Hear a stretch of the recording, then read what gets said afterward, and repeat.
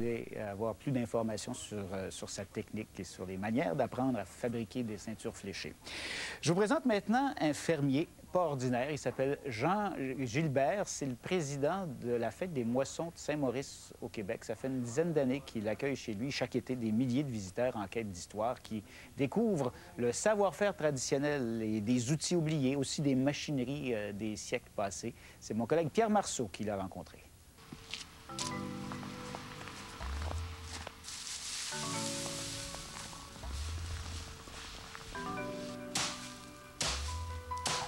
Et Ferme Le Campanile, c'est une petite exploitation où on essaie de refaire de la polyculture, c'est-à-dire un ensemble de petites productions comme nos ancêtres faisaient. Alors nous, on fait un petit peu d'animaux, donc on a un petit peu de vaches laitières, mais c'est pas notre... c'est vraiment un à côté, un petit peu de bovins de boucherie.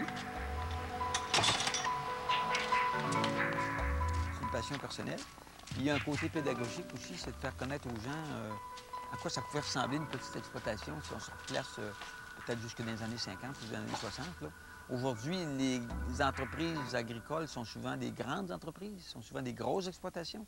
C'est des gens souvent qui eux-mêmes sont très spécialisés puis ne connaissent pas d'autres types de production. Alors qu'ici, bien, on essaie de faire...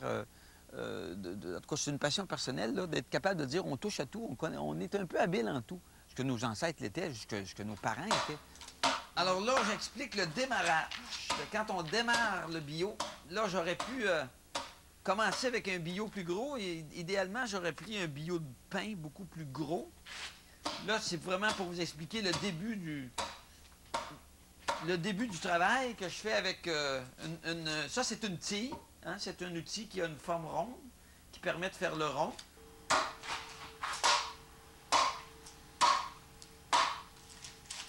Mais les gens qui en faisaient beaucoup, qui en faisaient souvent, devenaient très habiles et pouvaient le faire rapidement. Quand tu avais le bois approprié, puis idéalement du pin, ça se creuse bien, ou du sapin, quand tu avais l'outil approprié, puis avec un bon aiguisage, les gens pouvaient faire ça. En une journée, ils pouvaient se faire une belle auge. Mais évidemment, il fallait que tu te lèves le matin. Là, hein? C'est important, c'est se lever le matin, puis pas à 10 heures. Ici, mais j'en ai préparé une autre qui est faite, qui est pratiquement complétée, qui est en pain, qui est beaucoup plus grosse aussi. Et elle aurait vraiment la forme idéale là, pour être utilisée comme auge pour les animaux. On fait une porte ouverte au mois d'octobre, la ferme ici, et on fait connaître un peu ce qu'on fait avec Saveurs et Moissons d'automne. Puis on le fait aussi avec la fête des moissons, qui est la 3e fin de semaine du mois d'août, où on reçoit les gens d'un peu partout, et on vient des gens de partout.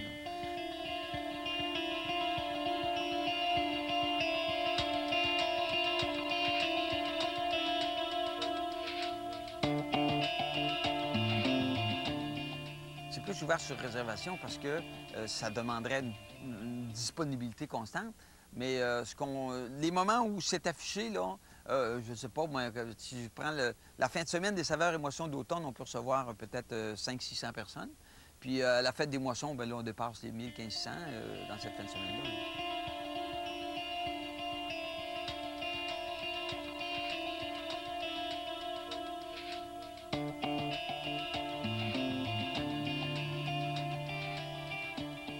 Les outils anciens, le fonctionnement des outils anciens, avant la mécanisation, avant l'industrialisation, avant l'électrification. Donc, tous les outils à manivelle, ça, c'est pour les outils manuels, c'est-à-dire de main d'homme. Puis ensuite, la mécanique à chevaux, la machinerie à chevaux. Donc, on a aussi des équipements à chevaux qui sont sur le terrain, puis on met des chevaux là-dessus, puis on fait fonctionner ça. Donc, c'est un aspect plus pédagogique, là.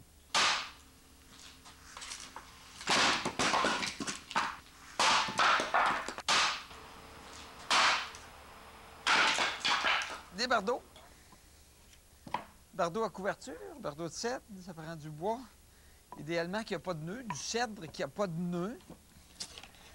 Mais ça, c'est le style de métier que, de toute évidence, faut s'amuser pour le faire. Ça se fait, on pourrait le faire. J'en ai fait des petits morceaux de toit, j'en ai fait des petits morceaux de toit, mais vraiment sur une base là, à temps perdu. C'était pas à temps par semaine, mais plutôt à temps perdu. Bien, pour ne pas oublier d'où on vient, tout simplement, là, parce qu'on a tous des origines un peu rurales. Puis je n'hésite pas à utiliser le mot paysanne, parce que c'est un terme noble. Moi, j'aime bien ce terme-là.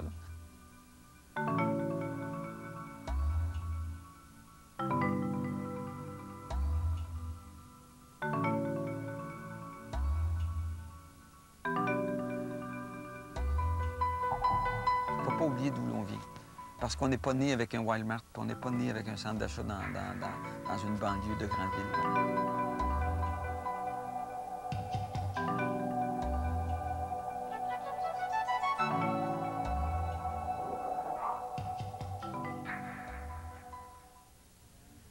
Belle initiative, M. Guilbert, de nous permettre de retourner aux sources comme ça.